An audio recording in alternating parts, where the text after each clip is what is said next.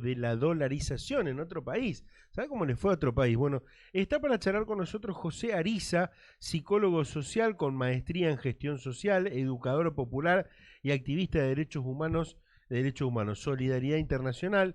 Estuvo exiliado por el conflicto colombiano, actualmente vive en la ciudad de Quito, Ecuador. José, ¿cómo te va? Aquí, bueno, es el mediodía en Argentina, 12:31. ¿Qué hora es en Ecuador? Contame, bienvenido.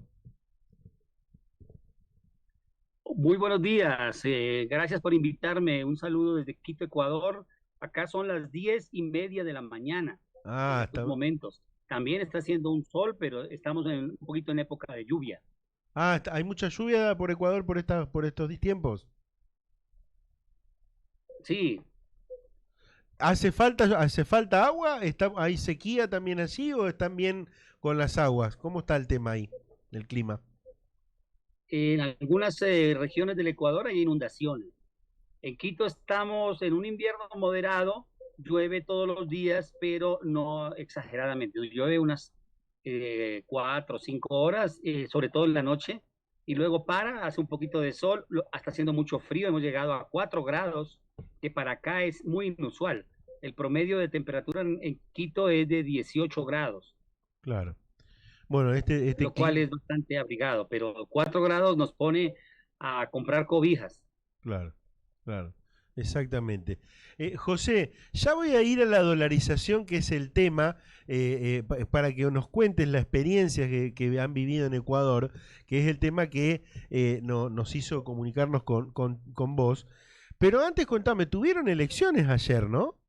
El domingo. Sí, el domingo. Bueno, y allí hubo una disputa entre una correísta del sector de Correa, Luisa González, y Daniel Noboa, que es de la centro derecha, Daniel Noboa, entiendo yo, y que van a disputar la general, ¿no? Sí, el balotaje entre los dos en la segunda vuelta. Es interesante el tema porque en realidad Luisa es la única mujer candidata de los 8 candidatos que se presentaron Ujú, y la verdad es que los otros 7 candidatos todos son de la derecha, ujú, sea centro derecha, extrema derecha o derecha fascista, todos eran o son de la derecha. ujú. El que pasó es el candidato más joven, sí, tiene 35 años, pero es el heredero de un gran consorcio empresarial, el mayor exportador de bananas, tal vez uno de los más grandes del mundo, que Ujú. es el consorcio Novoa. Su padre, Álvaro Novoa, fue 5 veces candidato aquí en Ecuador, nunca ganó. De hecho, ya era un meme, ya era un candidato meme de burla, ¿no? Ujú. Llegó a tener 3%, 4%, y inclusive en sus últimas intervenciones salía con billetes en la mano regalando a la gente para que vayan a sus mítines y con la Biblia y arrodillándose y golpeándose la espalda y cosas así excéntricas, ¿no? Su hijo, que ha estudiado en Harvard, que lo envió a prepararse a nivel internacional en las mejores universidades, ¿verdad? Es gerente de algunas de sus empresas, fue asambleísta en la pasada asamblea que fue cancelada por el señor Guillermo Lazo, por el actual presidente de la República, ¿verdad? Que la canceló y la cerró. Y este joven, ¿verdad? Pues se ha preparado bastante bien, tiene muy buena memoria y se aprende los libretos, así que eso le valió para que en el debate se ponga por delante de los otros candidatos de los partidos más tradicionales, Ujú. ¿verdad? Que realmente tienen mucha más capacidad en cuanto a, o experiencia política. Este joven realmente lo hizo bien en el debate y por eso pasó a segunda vuelta. Antes del debate estaba en cuarto, quinto lugar y ahora se quedó de segundo para poder ir al balotaje con Luisa González, que representa al único partido de izquierda que existe en el Ecuador. Ujú, En el ujú. Ecuador no hay más partidos de izquierda efectivos, a pesar de que hay el Partido Comunista Leninista, el Partido de los Indígenas. La verdad, todos han terminado pactando con el banquero. Tal vez una facción del Partido Comunista se ha quedado junto a la Revolución Ciudadana y han formado un pequeño bloque, ¿verdad? Con una parte también del Partido Socialista, que es bastante particular, porque el Partido Comunista está dividido como en 4 facciones enemigas. Ujú. Bien, ahí lo quedó congelado Agostina. Estamos hablando con José Ariza, eh, eh, bueno, en este caso de Ecuador. Ya vamos a recuperar la comunicación. Bueno, en definitiva, con el 90% de las mesas escrutadas. Ahí recuperamos, José. ¿Viste cómo son esto de las comunicaciones por ahí? En este caso, por ahí quedas congelado y bueno, y estamos nosotros. A la vez de estar en streaming para todo el mundo, por Agofa TV, estamos en vivo y en directo también por la FM del Plata, Radio del Plata Rosario. Y sabés que en radio por ahí no hay que dejar los blancos y hay que contar. José, bien me marcabas lo de, en este caso, Luisa González. A tu parecer, ¿cómo quedaron posicionados para el balotaje? Digo, teniendo en cuenta de que tenías de los 8 candidatos, 7 de derecha o centro derecha y Luisa González solamente de izquierda. ¿Cómo quedó posicionado el escenario del balotaje? Es un escenario complicado porque es evidente que todos se van a unir, ya lo han dicho, contra Luisa González. Nosotros, nuestro aliado natural son los partidos de izquierda, que son débiles, lamentablemente son muy débiles, ¿verdad? Como se dice en son de broma, estas directivas del Partido Comunista se montan en un taxi y sobran puestos. Entonces son muy pequeños y lamentablemente débiles, pero es lo que contamos y la afinidad del pueblo que recuerda las obras de Rafael Correa. Quedó 34% Luisa González y casi 24% el joven Novoa, ¿verdad? Que le da una diferencia de 10 puntos, que es más o menos 1 millón de votos, pero como tú ves, se van a unir toda la derecha, más los medios de comunicación. Aquí existen solamente 2 medios de comunicación alternativos y las redes sociales, lógicamente, pero no hay el poder de los medios de comunicación alternativos que tiene Argentina, por ejemplo, que tiene Colombia, ¿verdad? De donde yo soy oriundo. Yo vivo acá porque soy exiliado político hace 42 años y como soy psicólogo social, trabajo mucho con la comunidad. Todo el tiempo estoy con la comunidad, entonces soy muy vinculado al tema social. Entonces, ahorita el planteamiento es que tiene que ser muy inteligente Luisa González, porque no hay que olvidar que en el 2021 ya sucedió este escenario. Andrés Arauz quedó a segunda vuelta con el banquero y sacaron puntajes muy similares. O sea, Andrés Arauz sacó el 33% y el banquero sacó 21%. Y luego el banquero subió 30 puntos para ganarle con el 55%, claro. Y Andrés Arauz solo subió 10 o 12 puntos. Claro. O sea, ese es lo difícil de que no tenemos otros aliados dentro de la estructura política del Ecuador, e inclusive los indígenas. Sucede algo terrible que yo lo comentaba en otro medio y en otro artículo, que me parece bastante paradójico, ¿no? Imagínate que los indígenas de las provincias indígenas, que son básicamente 5, pero de las 3 más importantes, Cotopaxi, Chimborazo y Tungurahua, del centro del país, de la Sierra Alta, votaron por el señor Noboa. Allá ganó el señor Noboa. Y es paradójico porque es que los indígenas votan por el dueño de la hacienda. Volvemos a lo que se llamó el Guasipungo, cuando se vendían las haciendas con todo e indios adentro. Es terrible. De la hacienda. Claro. Veamos cómo se puede revertir eso. Estamos planteando llegar a ciertos acuerdos con el sector indígena, que es un voto que es importante, del 12 al 14%, pero también Ecuador es un país muy machista. Siendo la única mujer, las mujeres no votaron por Luisa. Aquí la votación se divide en mesas de hombres y mesas de mujeres. Claro. Así que es fácil ver por quién votan las mujeres, y las mujeres no votaron por Luisa Maldonado. Claro. Y tampoco los jóvenes, que es un 40% del electorado, hablando de la gente menor de 32 años, ¿verdad? Tampoco votaron por Luisa Maldonado, porque el otro chico pues se presenta como joven, exitoso, con dinero, con muchas mujeres, etcétera, etcétera. Hace competencias de triatlón, hace mucho gimnasio, o sea, está muy bien el muchacho en cuanto a figura. Eso lamentablemente le convence a los jóvenes que no tienen que llenar la refrigeradora y que su papá y su mamá le proveen todo. Esos son los retos de esta segunda vuelta.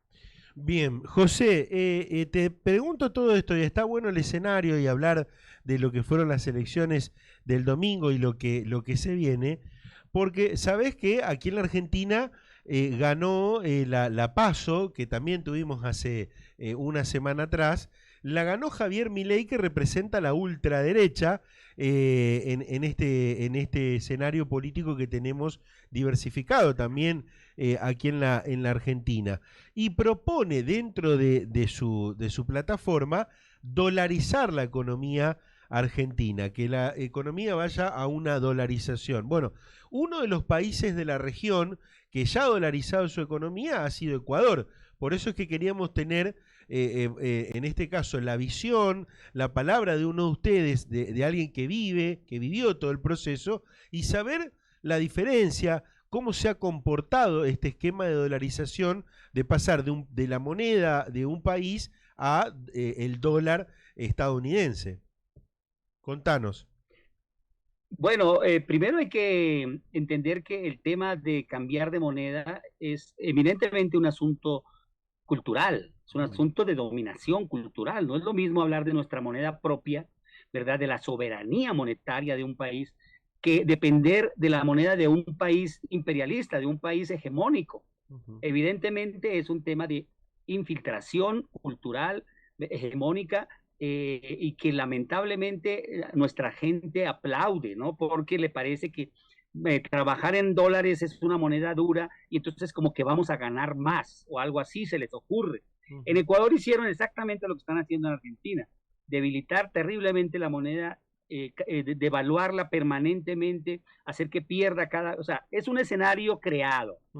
No es un escenario normal, ni es que estamos condenados a la pobreza los de América Latina, no, es un escenario creado, ¿verdad? Simultáneamente al empobrecimiento de la gente, a la creación de situaciones de inestabilidad, estoy hablando como psicólogo, de inestabilidad social, de inestabilidad política, ¿verdad?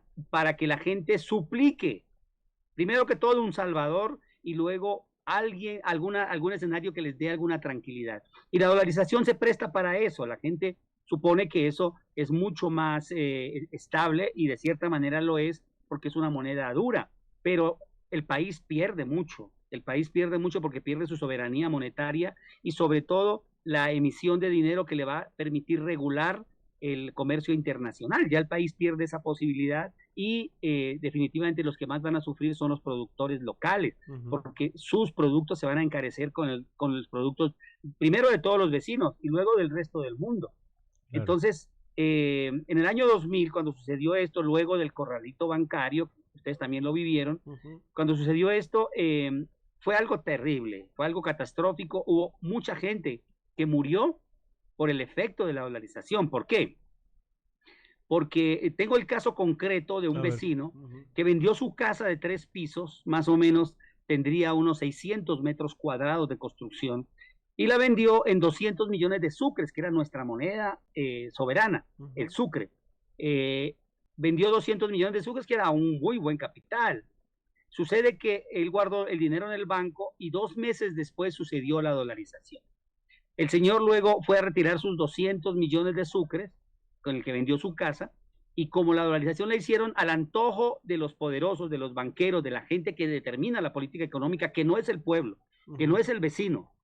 Entonces, le devolvieron, al cambio que decidió el gobierno, le devolvieron $8,000, con lo cual no podía comprar mucho menos una casa y ni siquiera un carro. Claro. Ese es más que tengas una idea de la estafa tan terrible que significa la dolarización y la ganancia enorme de los bancos. Ahí por lo menos se fortaleció muchísimo el banco del señor Guillermo Lasso, actual presidente, porque manejando información privilegiada, compraron los dólares, ¿verdad?, a precios anteriores y luego los volvieron a tener a precios revalorizados como lo hicieron, ¿verdad? O sea, los compraron muy bajito del precio y luego hicieron ganancias enormes porque invirtieron muchísimo dinero, hicieron ganancias enormes para fortalecer sus chequeras, ¿no? Eso hay que tomar en consideración porque una cosa es hablar de la dolarización, otra cosa el cambio y el negociado que haga el banquero local y luego el tema de que no significa ni garantiza absolutamente que el país vaya a enriquecerse. Llevamos nosotros desde el año 2000, 23 años de 23 años. dolarización, y el país está, creo, en este momento, por el mal gobierno, lamentablemente, pero está en una situación totalmente de deterioro económico. La economía está en un 40% de desempleo, un 30% adicional, o diríamos un 70% de capacidad mal utilizada de la fuerza de mano de obra, porque la gente está desempleada, con empleo informal. Así que podríamos decir que solamente el 20% del Ecuador, de la fuerza económicamente activa del Ecuador, tiene un empleo realmente bien remunerado y con todas las garantías, o sea, un empleo estable.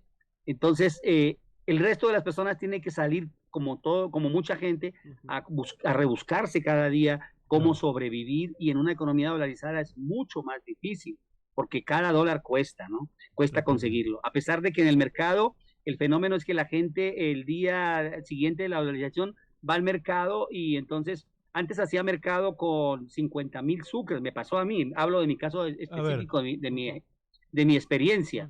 Iba al mercado y compraba con 50,000 tomates, cebollas, frutas, etcétera, etcétera. Al siguiente día de la dolarización fui y todo me ofrecía un dolarito, venga, un dolarito de cebolla, un dolarito de tomate. Al cambio de ese momento, 50,000 sucres terminaron siendo $2. Entonces yo fui y compré un dolarito de tomate y un dolarito de cebolla, y ya no pude comprar más, ya no había para la fruta, ya no había para la carne, ya no había para nada. Claro. Y es un choque para la gente hasta que se acostumbre el cerebro a entender lo que significa la dolarización, que es el encarecimiento terrible de todas las cosas en el mercado, y hasta que se regule. Para nuestra suerte, en el año 2007 entró Correa, hizo algunas regulaciones y mejoró sobre todo el sueldo de la gente más vulnerable. Una empleada doméstica, al cambio, en el momento de la dolarización, terminó ganando $50 mensuales. Cuando entró Rafael Correa, y terminó pagando los sueldos en $250. O sea, subió 5 veces para que la gente pueda sobrevivir, que no es mucho. Ahorita el sueldo en Ecuador está en $450, ¿verdad? Que es uno de los sueldos más altos de la región, si hacemos el cambio, por ejemplo, con Colombia.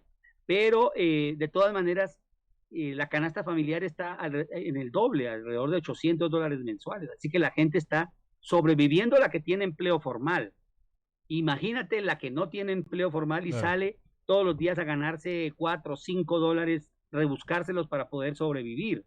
Hay gente que está comiendo una vez al día. Aquí en Ecuador la pobreza es evidente, ya se ve mucha más tercera edad, o sea, ancianos y ancianas, mujeres y niños recogiendo basura en la calle, lo cual era un fenómeno que no tenía Ecuador antes. Entonces la pobreza es evidente y se nota, y eso lógicamente crea desesperación y lleva a que la gente piense que un empresario millonario y con cara bonita le puede solucionar, porque si él gana le va a dar trabajo, lo cual es una falacia del capitalismo, ¿no?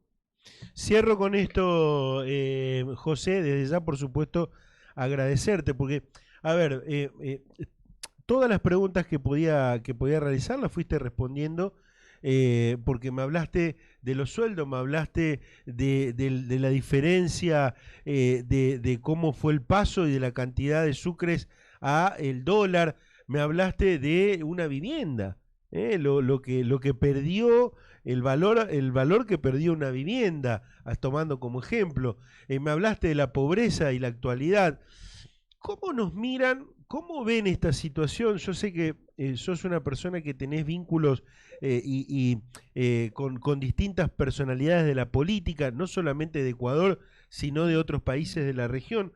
¿Cómo ven lo que nos está pasando en la Argentina y este fenómeno que se puede dar de cambiar a un gobierno de ultraderecha? Bueno, ya ha pasado en Brasil en algún momento, ha pasado en Estados Unidos mismo con Trump. Pero ¿cómo nos ven ustedes allí en Ecuador a lo que está pasando en la Argentina? Si tienen alguna opinión, obviamente. Claro, o sea, de lo que yo acabo de regresar de un encuentro del Foro Internacional de Víctimas en Venezuela, lo hicimos en Caracas, donde nos reunimos con víctimas del conflicto colombiano de 26 países. Justo hablábamos del tema Argentina, que es impresionante, o sea, ¿cómo llegan ustedes después de haber tenido el peronismo y democracias y democracias interesantes que sacaron al país adelante, como el gobierno de Cristina, el gobierno del esposo de Cristina, ¿verdad? De Néstor Kirchner, que justo aquí teníamos una estatua en las afueras de la UNASUR, porque fue el primer secretario de la UNASUR, y ya han tenido problemas graves. Argentina en la historia ha tenido fenómenos de la olla común y de la extrema pobreza, y cosas terribles. Donde más se desarrolló en América Latina el trueque, justamente por estos fenómenos. Pero ahorita supuestamente tienen un gobierno progresista, a lo mejor no tan de izquierda, pero sí progresista con el presidente Fernández. Realmente me parece a mí que lo único que yo puedo creer es que las oligarquías internacionales, sobre todo porque hay mucha influencia de lo internacional, han llevado a todos los países a ese nivel de empobrecimiento y a ese nivel de arrinconamiento contra la pared, a ese nivel de crisis, justamente dentro de una estrategia de regreso del neofascismo, pero a su vez, ¿verdad? El neofascismo como expresión de la urgencia del imperialismo norteamericano de mantener su hegemonía, ¿verdad? Que evidentemente la está perdiendo y se la juega en Ucrania, se la juega contra China, y América Latina definitivamente es su patio trasero. Así que necesitan garantizar la fidelidad de ese patio trasero, y por eso empobrecen a casi todos los países que pueden, entre ellos Argentina es uno muy importante, ¿verdad? Además por toda la historia que tiene, pero además a nivel geopolítico, la importancia geopolítica, la posición de Argentina en el mundo como para bases militares, en el caso de que estallara la Tercera Guerra Mundial, igual que Colombia, que a pesar de que tenemos un gobierno de derecha, de izquierda con Gustavo Petro, un gobierno que está haciendo verdaderos cambios, ¿verdad? Le boicotean día a día su gobierno, cada día la derecha se inventa 10,000 escándalos mientras siguen destruyendo todas las leyes, todas las posibilidades de cambio, los procesos de paz, siguen pagando a grupos paramilitares para que bombardeen, incendien, quemen por todo lado y sigan asesinando líderes sociales con tal de boicotear el país y lograr que el país se arrodille. Y que no haya ninguna posibilidad de que el presidente Petro, dentro de su soberanía, diga: por favor, sáquenme en estas 9 bases militares que tenemos aquí, gringas, que no tienen por qué estar aquí, porque eso es una violación de la soberanía. Entonces, lo mismo quieren hacer en Argentina, arrodillar al país, ¿verdad? Para que tengan que aceptar resignadamente que no pueden pelear por las Malvinas, porque la isla de las Malvinas es un sitio estratégico, un portaaviones natural en el caso de la conflagración, que probablemente va a suceder, como se ven las cosas, y como está sucediendo lo de Taiwán y está sucediendo lo de Ucrania, es lo más seguro que vamos a entrar en una tercera guerra mundial, y entonces nosotros ahí solamente seremos proveedores de uniformes, en fin, y sobre todo una base militar fundamental para esa disputa mundial de la tercera guerra. José, muchas gracias y seguramente desde ya te vamos a convocar nuevamente para que nos des tu mirada desde Ecuador, este país hermano que tenemos y que, a ver, no somos tan distintos. Yo digo, con los países nos van pasando las mismas cosas, por ahí depende de la época. Muchas veces tiene que ver con la época y los contextos que se van viviendo, pero lamentablemente hay cosas que, fíjate lo que nos contaba José con la dolarización, y ahora la queremos traer o la quieren traer aquí a la Argentina. José, muchas gracias por la atención. Con gusto. Cuando deseen, estoy a sus órdenes. Que sigas bien. Saludos. Un saludo para todos allí. Saludos a todos los amigos de Rosario. Gracias. No hablamos con José lo tenemos aquí a José, tenemos aquí en Rosario, en Newell's, que es mi equipo, lo tenemos a Reasco. ¿Cómo es que se llama? Yorcaez Reasco, lo debes conocer. Reasco, sí lo ubico. No soy muy futbolero que digamos, me gusta el fútbol.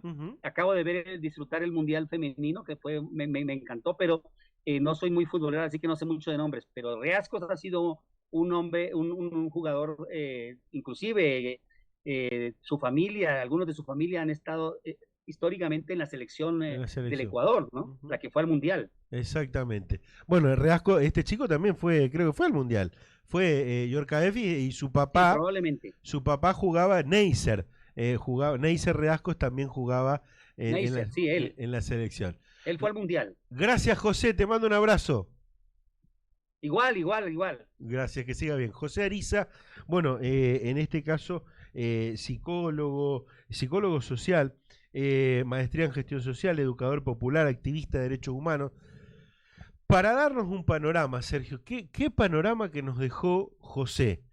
¿Qué panorama que nos dejó José? Porque nos graficó lo que puede pasar aquí con la dolarización. A mí me llamó mucho la atención y me